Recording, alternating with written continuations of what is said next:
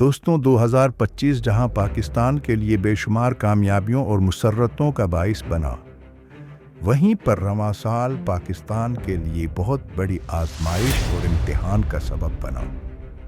حالیہ آنے والی بارشیں اور ان بارشوں کے نتیجے میں آنے والے سیلاب، land sliding, hail storm, cloud burst, urban flood, boulder flood اور زلزلے، ہر طرف تباہی۔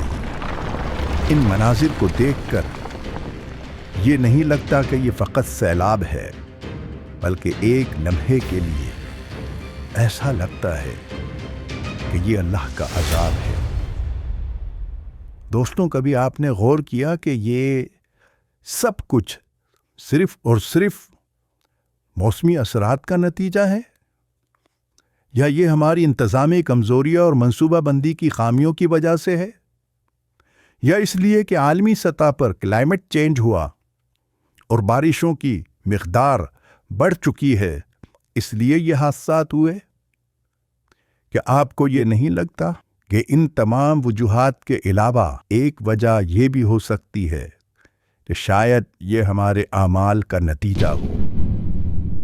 قدرت ہمیں جھنجھوڑ رہی ہو، ہمیں تنبیہ کر رہی ہو، راتوں رات پورے پاکستان میں زلزلے کے جھٹکے آنا اور اس قدر بھیانک ترین فلڈ، کبھی پتھروں کی بارش ہو رہی ہے، کبھی ندیاں پھٹ رہی ہیں، کبھی گلیشیئر پھٹ رہے ہیں، کہیں دیکھیں تو آسمان سے تیز ہوائیں آ رہی ہیں تو اولے برس رہے ہیں۔ کیا آپ کو نہیں لگتا کہ یہ شاید اللہ تبارک و تعالیٰ کی ناراضگی کا اظہار ہو؟ بے شک نیشنل ڈیزاسٹر مینجمنٹ اتھارٹی کے مطابق اس کی بہت ساری وجوہات بیان کی گئی اور نقصانات کی تفصیل بھی بتائی گئی۔ NDMA کے مطابق رواں سال بارشوں کی کثرت کا سب سے بڑا سبب عالمی سطح پہ ماحولیاتی تبدیلی، گلوبل کلائمیٹ چینج، جس کی وجہ سے پوری دنیا میں بارشوں کا تناسب 10 سے 15% زیادہ رہا۔ اسی طرح ماہرین کے مطابق گلیشیئر کے پگھلاؤ کا سبب اس سال درجہ حرارت کی شدت پاکستان میں بہت زیادہ رہی، جس کی وجہ سے گلیشیئر تیزی سے پگھلنے لگے۔ اسی طریقے سے ماہرین کے مطابق سیلاب کی کثرت کی ایک بہت بڑی وجہ دریاؤں کی طغیانی اور ڈیم کی کمی، خاص طور پہ جو اربن فلڈ ہے، اس کی وجہ بتائی گئی کہ ناقص انفراسٹرکچر کے سبب شہروں کے اندر سیلاب کی کثرت رہی۔ ماہرین کا یہ بھی کہنا ہے کہ لینڈ سلائیڈنگ اس سال پاکستان کے اندر بہت زیادہ ہوئی۔ اس کا ایک سبب اگرچہ کہ ہیوی ریننگ تھا، مگر دوسرا سبب جنگلات کی تیزی سے کٹائی۔ یہ قدرت اور نیچر کے اندر مداخلت کی وجہ سے نقصانات اور نتائج بھیانک سامنے آئے۔ اسی طرح ماہرین کے مطابق زلزلے کی وجہ بتائی گئی کہ ٹیکٹونکس پلیٹ زیر زمین جب حرکت کرتی ہیں تو زمین ہلنے لگتی ہے۔ اسی طرح ونڈ اسٹارم، ہوائی طوفان، ماہرین کے مطابق اس کی وجہ یہ بنی کہ تھنڈر کلاؤڈ یعنی گرج چمک والے بادل جو ہے وہ ونڈ اسٹارم کا سبب بنے اور بہت تیز ترین ہوائیں اس سال چلی۔ اسی طرح سے راک فال، پتھروں کا سیلاب، ایک طرف بارشوں کی کثرت اور دوسری طرف زیر زمین زلزلوں کے جھٹکوں کی وجہ سے پہاڑ کی چٹانیں نرم اور بکھرنے لگی اور پھر پتھروں کا سیلاب بھی آیا۔ ناظرین، یہ ساری وجوہات اپنی جگہ پہ درست ہیں، ان میں سے کسی بات کا انکار نہیں، بلکہ یہ سب معلومات انسانی علم، عقل اور ترقی کا شاہکار ہیں۔ مگر کبھی یہ سوچا کہ کیا ان وجوہات کی بھی کوئی وجہ ہے؟ ان علتوں کی بھی کوئی علت ہے؟ کیا ہم نے کبھی غور کیا کہ درجہ حرارت کی شدت گلیشیئر کا پگھلنے کا سبب بنی، لیکن درجہ حرارت کی شدت اور اضافہ کیوں ہوا؟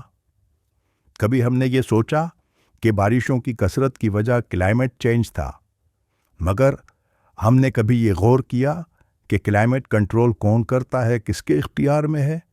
جب زلزلہ آتا ہے تو ہم کہتے ہیں کہ टेक्टोनिक प्लेट्स के हिलने की वजह से जलजला आया, लेकिन कभी हमने ये गौर किया कि ये टेक्टोनिक प्लेट्स यानी ज़ेरे ज़मीन की जो तनाबे हैं, किसके हुक्म से फरिश्ते खींचते? हम अगर निज़ाम कायनात पे गौर करते हैं तो बहुत सारी मादी वजूहात हैं, इनकी रीजनिंग ज़रूर की जाती है, लेकिन बहुत सारी मॉरल वजूहात भी हैं जिनकी रीजनिंग हम नहीं करते।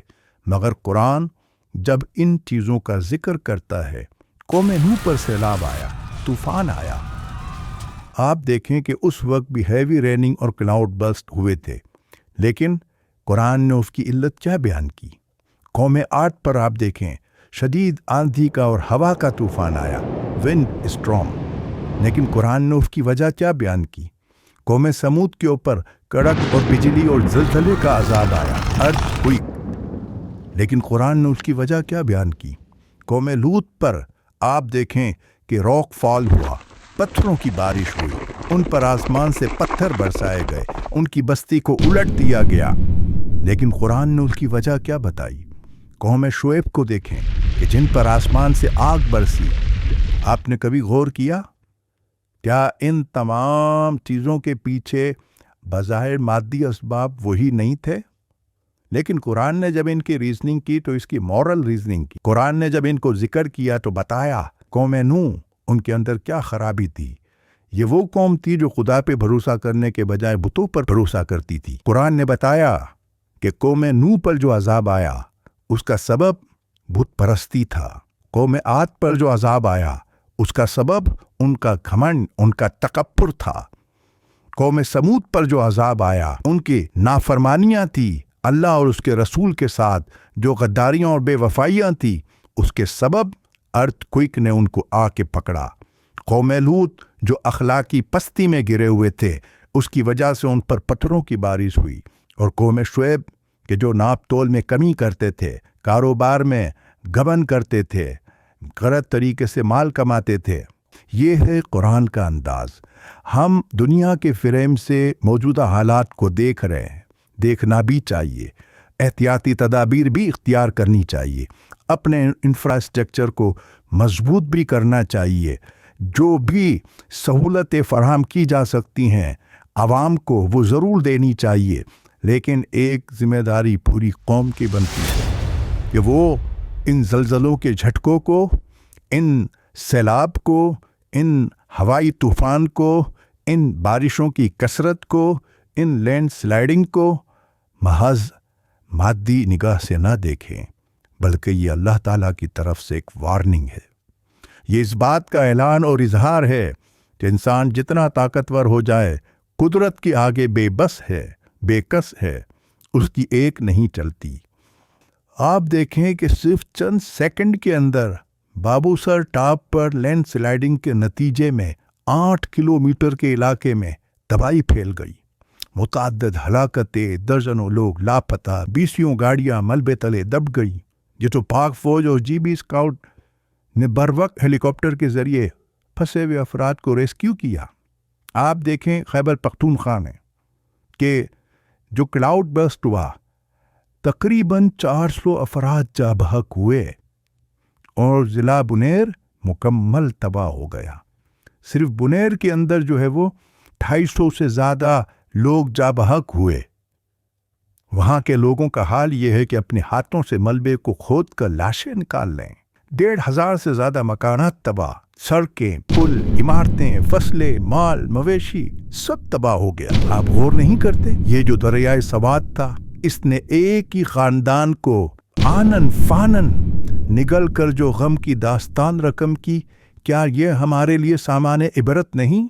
पिंडी के अंदर जिस तरह गाड़ी के अंदर फंसे हुए बाप और बेटी नदी की नज़र हुए, इंसान तब पता चलता है किस कदर बेबस है, कोई कुछ नहीं कर सकता। गिलगित बिल्तिस्तान में जब ग्लेशियर लीक आउट बरस्ट हुआ, आपने देखा अभी हालिया जो सैलाब आया उसमें कितने अफराद हलाक हुए, कितने लापता, कितने जख्मी, हत्ता के 7 अफराद तो वो थे जो कि रजाकार थे, लेकिन वो भी जान से हाथ धो बैठे।